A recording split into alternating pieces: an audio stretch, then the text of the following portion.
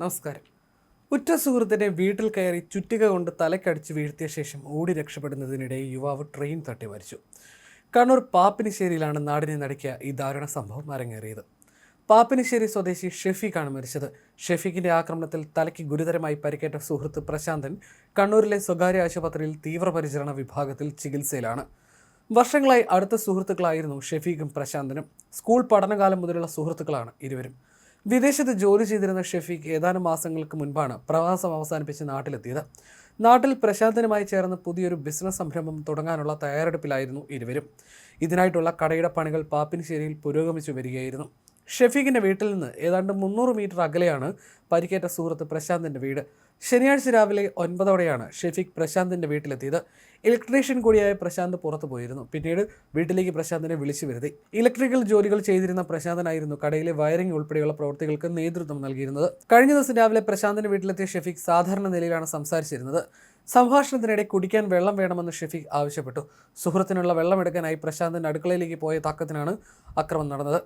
വീടിനുള്ളിൽ ഇരുന്ന ചുറ്റിക കൈക്കലാക്കിയ ഷെഫീഖ് വെള്ളവുമായി വന്ന പ്രശാന്തിനെ അപ്രതീക്ഷിതമായി ആക്രമിക്കുകയായിരുന്നു. തലയ്ക്ക് ലക്ഷ്യമാക്കി ചുറ്റികൊണ്ടുള്ള ആഞ്ഞടിയേറ്റ പ്രശാന്തൻ തൽക്ഷണം തന്നെ ബോധരഹിതനായി വീണു.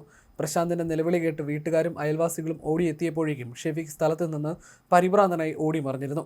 രക്തത്തിൽ കുളിച്ചു കിടന്ന പ്രശാന്തിനെ നാട്ടുകാർ ചേർന്നാണ് ഉടൻ തന്നെ കണ്ണൂരിലെ ആശുപത്രിയിൽ എത്തിച്ചത്. തലയോട്ടിക്ക് ഗുരുതരമായി പരിക്കേറ്റ പ്രശാന്തിനെ അടിയന്തര ശസ്ത്രക്രിയയ്ക്ക് വിധേയനാക്കി. അതേസമയം ആക്രമണം നടത്തിയ ശേഷം വീട്ടിൽ നിന്ന് ഇറങ്ങി ഓടിയ ഷെഫീഖിനെ തൊട്ടടുത്ത റെയിൽവേ ട്രാക്കിൽ വെച്ചാണ് മരിച്ച നിലയിൽ കാണപ്പെട്ടത്.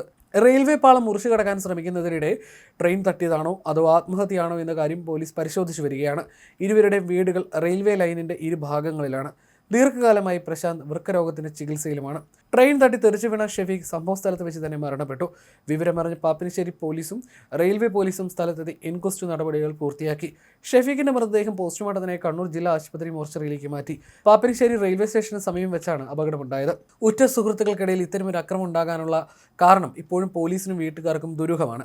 ഇവർ തമ്മിൽ കട തുടങ്ങുന്നതുമായി ബന്ധപ്പെട്ട് സാമ്പത്തിക തർക്കങ്ങൾ ഉണ്ടായിരുന്നോ അതോ വ്യക്തിപരമായ മറ്റെന്തെങ്കിലും വിരോധമാണോ അക്രമത്തിന് പ്രേരിപ്പിച്ചതെന്ന് കണ്ടെത്താനായി പോലീസ് അന്വേഷണം ഊർജിതമാക്കിയിട്ടുണ്ട്. ഷെഫീഖിന്റെ ഫോൺ രേഖകളും പോലീസ് പരിശോധിച്ചു വരികയാണ്.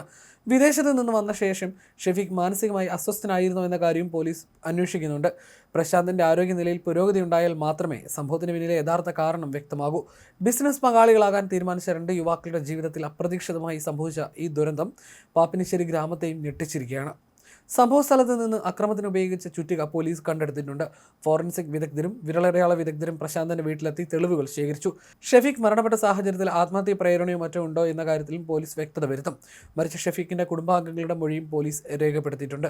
പാപ്പിനിശ്ശേരിയിലെ ജനങ്ങളെ സംബന്ധിച്ചിടത്തോളം എന്നും സൗമ്യമായി ഇടപെട്ടിരുന്ന 2 യുവാക്കൾക്കിടയിൽ ഇത്തരമൊരു കൊടും ക്രൂരത നടന്നത് വിശ്വസിക്കാനും കഴിയുന്നില്ല.